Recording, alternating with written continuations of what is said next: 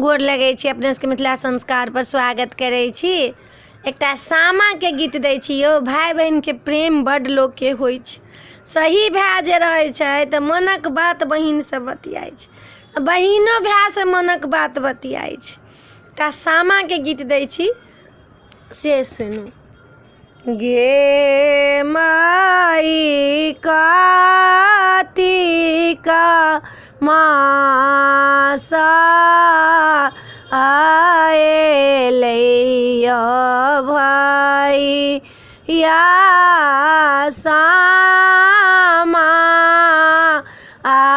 आवता गामा गे माई कातिक मासा आएलै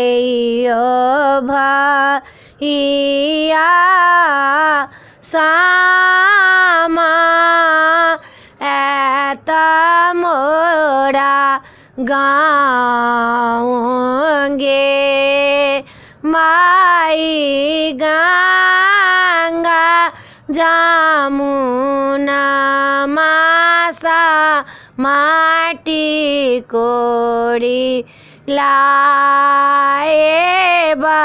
सामा के लेबा निबाना ए गे माई सामा चाके बा संगा सता माइया भाउजो देथिन बना ए गे माई वृंदावन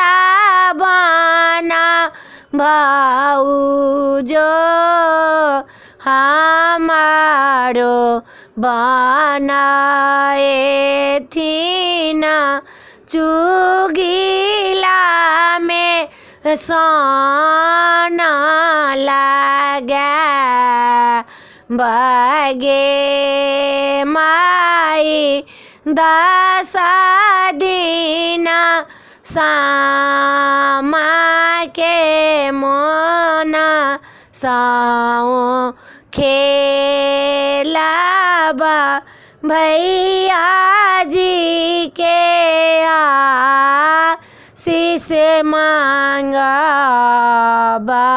गे माई सामा के दीना बड़ सुदीना छैयो भाई या भाई बहिन के प्रेम अथाह गे माई एके कोखी साओ भैया जन्म ले लानी एके कोखी बहिन जन्म ले लगे माई संगे संगे खेला